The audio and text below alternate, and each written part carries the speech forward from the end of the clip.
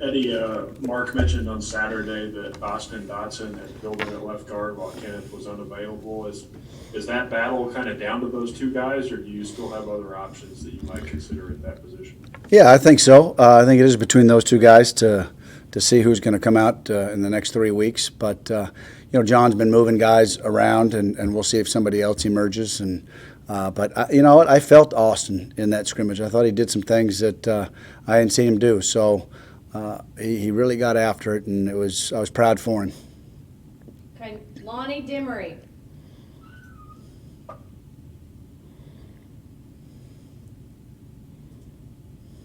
Now try it, Lonnie.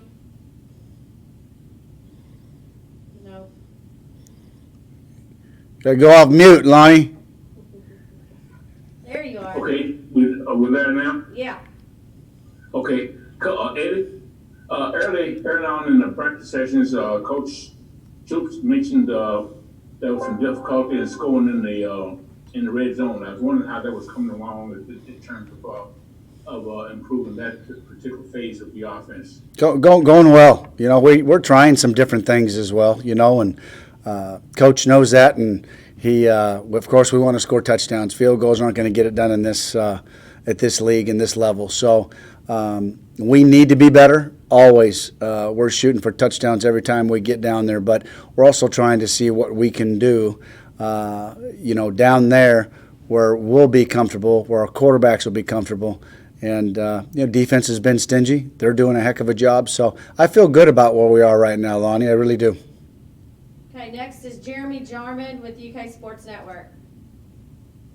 Hey, Eddie, with the amount of talent that you guys have on the offensive side of the ball, do you as a staff, offensive staff, do you guys feel inclined to reward as many players as possible that you feel can contribute in a few weeks at Auburn?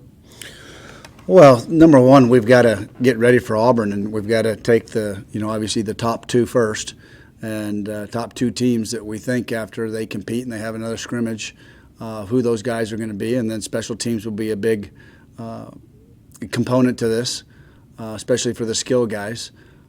So, you want to take as many as you can, and you do want to reward them, but they've got to make us play them, and they've got to make sure that they do what they're supposed to be doing. I believe it all works out. Whether they play in the first game, if they're that close, by the time we get into 2, 3, 4 games, especially with this kind of schedule, they'll play. Okay, next is Josh Moore with the Lexington Herald-Leader.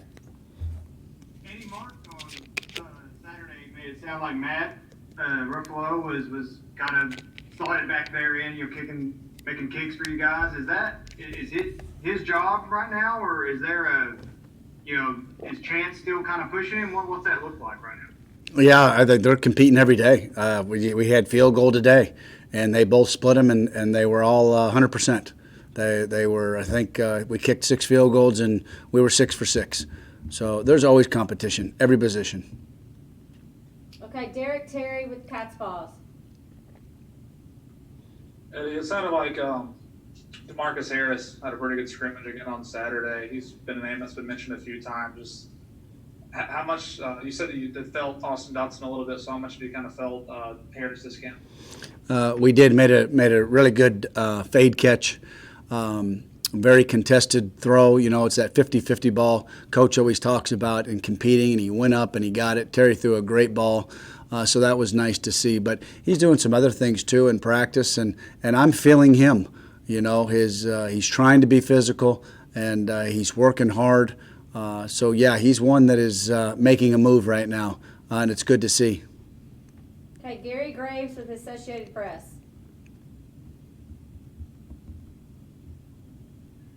Coach, what are you seeing from your receivers now in terms of their relationship with Terry? I mean, how is that how is that blended in camp? Today, if you had asked me that yesterday, it would have been a different answer. Today we got a lot better. Yesterday wasn't such a great day, and we challenged them. And that's, I talked about this at the beginning, is consistency. Offense is about being consistent, and it's not going to be perfect, but we're going to strive for perfection. and we weren't as detailed as we needed to be yesterday. And give credit to our defense on some of the things they were doing. We're still installing. Coach talked. We're still putting stuff in, so we're still making them think. And that's good because you got to stress them and get them ready for that game time situation when you do make an adjustment. And so give it to our defense yesterday. They got after our tail, and some things were confusing. That's why you watch film. That's why you coach. And Coach Bo had them ready to go today, and our quarterbacks were better. We threw it on time better today, and we made some good catches. So, again, if we can be consistent, we'll have a chance to really be balanced, and we can make explosive plays in the passing game. Okay, Nick Roush with KSR. Eddie, last week you were hoping to get better in the red zone and scrimmage. What do you want to get accomplished and kind of mark off the box of, I guess, in the final scrimmage on Saturday? It would be to sustain drives. Exactly what you said right there is that if we have a 3-play drive and we get down inside the 5 or just in there, just sticking it in and making sure that we score. I'd like to see some more explosive plays. We were actually in this second scrimmage. We were 1 play away, half a point away with the 2s, 1 point away. 1 out of every 9 we were explosive. We want to be 1 out of every 8. So if we can get that to 1 out of every 8, 1 out of every 7, this last scrimmage, I'd be really happy. Because if you'll do that, then I think some of those will turn into some touchdowns and then finish in the red zone. Okay, Aaron Gershon with Big Blue Insider. Eddie, I know your focus is on Auburn right now, but I wanted to see what your reaction was to Lynn Bowden getting traded and if you had talked to him recently. I haven't texted, but what a great opportunity. They obviously saw something in him, and all you got to do is turn on his highlight tape. So they're going to use him in the way they need him to be used, and I think it's just a great opportunity for Lynn. Really excited for him. Okay, let's go back to John Hale. Eddie, on paper at least, it looks like you've got a lot of options at every position, but is there a spot that you're still trying to develop that depth in particular that in this next 2-3 weeks before the opener that you want to see the 2s and 3s really step up? Yeah, probably right now I think we're pretty good in the front. We're still mixing that around a little bit with moving Kennard at some places and getting him some inside work. I think that's pretty settled. I think the biggest part would be the receiver position, where we can put different guys, whether it be AD, whether it be Josh Ali, who's that next guy stepping up, Bryce. DeMarcus Harris has been really good. Cleveland had a good practice today. We need just a couple more out of that group to be more consistent and say that they want to be a part of this thing. And so that's what I'd like to see in the next 3 weeks. Okay, 2 more. We'll go with Jeremy Jarman first. Eddie, doing some film study this offseason, I seem to feel like that maybe some spread offenses put their quarterback under center maybe a few times more last season. Not sure if you agree with that, but could you talk about maybe some of the rationale for why some of the spread offenses, typical gun teams, would put their quarterback under center a few more times? Is it because of, trying to induce some hard counts? Will we see our quarterbacks under center maybe a little bit more this year? Can you share your thoughts on that? Yeah, I think it's philosophy, and what feels comfortable with your quarterback. I think some of it has to do with certain plays, too. People are getting underneath that center, and they're running those fast motion speed sweeps, where you can't really see that guy when he comes by and they snap it and he turns and hands the ball. And it is good for some play-action pass, too. For me, I like the pistol. I like the guy right behind, and he's 3 yards behind, and it still looks like the eye. You're not underneath that center. If you're not practicing it, it makes you a little bit nervous. But we have it. It's ready to go always. But for me, right now, we'd be a gun team. Okay, Josh Moore.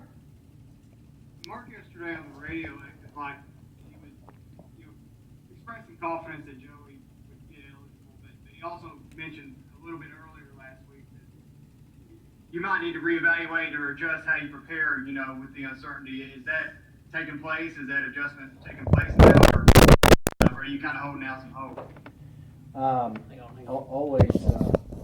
We're always holding out for hope. We're in this camp as if he's ready to play. If that makes sense, right? I mean, we're getting some good reps. We really are getting reps for everybody at that position, and so we are preparing as if he's ready to go. So, we've got 3 weeks left. So, I'm still trying to find out, what our receivers, what Terry, what our best personnel is, what our best matchups are, and we're doing the same for the quarterback. So this next scrimmage is going to be huge. I thought Joey made an improvement from scrimmage 1 to 2. So did I thought all of our quarterbacks did. So we need one more jump. How they take care of the ball conceptually, are they anticipating, and then obviously the target of the ball is crucial. Okay, one more. We'll go with Nick Roush.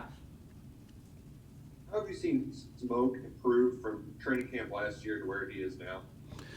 The biggest thing is he's been healthy. It seems like every camp since he's been here, something's gone wrong with a soft tissue, and even in the spring. So he's made it through every single practice. I say a little bit, he's trying to have a leadership role, being vocal, finishing. And so, the biggest thing at that position too, and I'm going to keep saying it, I'll sound like a broken record, but it's consistency with him too. Understanding the offense, seeing big picture back there, and when the bullets fly and things are coming fast, communicating and understanding that communication and getting everything done. So he's certainly working at it. We've got some ways to go, but I love where he's at right now. A lot further along than he's ever been. Okay, thanks, Coach. We got Keaton Upshaw in just 1 second. Thank y'all.